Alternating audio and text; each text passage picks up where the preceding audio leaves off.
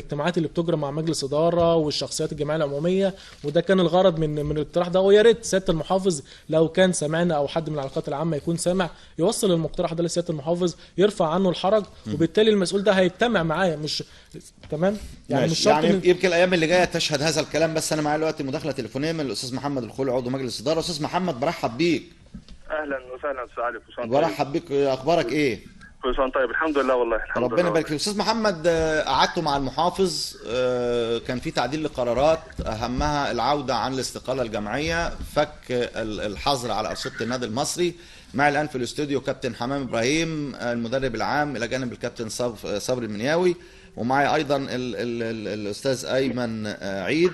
الكلام عن لملمه مشكلات النادي المصري خلال المرحله القادمه بعد رحيل او مغادره الكابتن او الاستاذ كامل ابو علي عن النادي. هل هناك مشكلات ما زالت قائمه بمجلس اداره بعضه بعض؟ هل تقدروا خلال الفتره الجايه يعني نلملم هذه المشكلات، ومش عايز اقول جراحات، هذه المشكلات عشان نقدر نقف بالنادي ويشتغل والفرقه تنزل تتدرب من يوم السبت بشكل كويس، ولا لسه الامور فيها مشكلات؟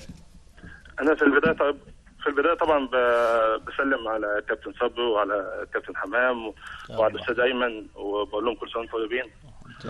وبالنسبه للموضوع اللي حضرتك بتكلمني فيه، طبعا احنا كان في اجتماع امبارح مع سياده المحافظ، والحمد لله يعني الاجتماع كان اساسه قايم على الحب وعلى يعني فتحنا قلوبنا لبعض يعني. تمام. سواء المجلس او المحافظ، واي خلافات كانت موجوده الحمد لله ما عادش في خلافات دلوقتي. خير. ان شاء الله الفرقه تنزل الملعب ان شاء الله يوم السبت بقياده كابتن صبري وكابتن حمام وكابتن سيف داوود.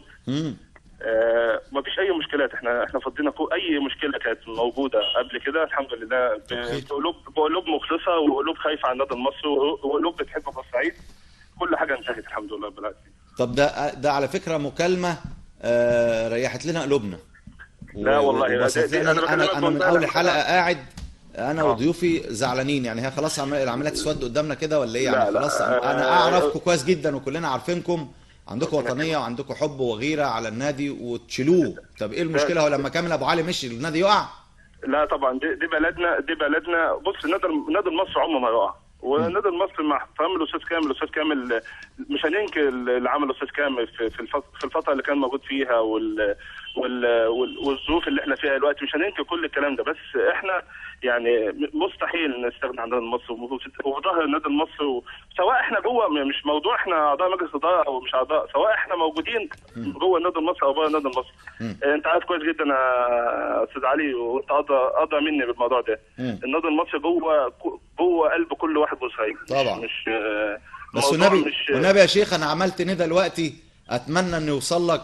يعني احنا بنجد صعوبه بالغه يعني وبعد مناهدات في ان احنا نصل الى معلومه او نستخدم ضيف له تاثير وله قيمه عشان ما يحصلش فيه لبخ وعك نجيب حد غريب، يعني عشان حد يوافق يجي معانا. ارجو تبادل المنفعه وتبادل العمل، عشان احنا اساسا البرنامج ده بتاع النادي المصري. طبعا فصعب ان انا اجيب حد من الترسانه او من بلديه المحله يتكلم عن النادي المصري. عايز يعني يبقى في تبادل بيننا عشان نزهر وننمي النادي المصري. احنا تحت امرك. ربنا يخليك يا محترم. وطبعا انا بشكرك على وقفتك جنب النادي المصري. ده واجب علينا يا استاذ محمد. انت حبيب وفاضل واخ فاضل لنا جميعا. انا ممكن حتى اوجه سؤال للاستاذ محمد. انا الحقيقه عندي. اتفضل ايمن عايز اقول لك حاجه عشان قدامنا دقيقه. استاذ محمد، انا يعني ايه هنزع عنك السلطه بتاعتك انت كعضو مجلس اداره النادي المصري، ولكن هسالك سؤال واحد بس. شعورك ايه ان شاء الله وانت هتشوف فرقه النادي المصري كواحد من مشجعين النادي المصري؟ مش هقول لك اكتر من حاجه. انا بنام وبحلم دلوقتي وبستنى يوم السبت عشان نجمع جمهور بورسعيد عشان يشوف لعبته ويشوف جهازه الفني. هو ده المطلوب. مش هقول لك اكتر من كده يعني. ربنا يبارك فيك. ان شاء الله من حسابك الاسبوع الجاي تبقى معايا باذن الله. انا تحت امرك يا استاذ علي. ربنا يخليك يا استاذ محمد. شكرا جزيلا ليك. شكرا.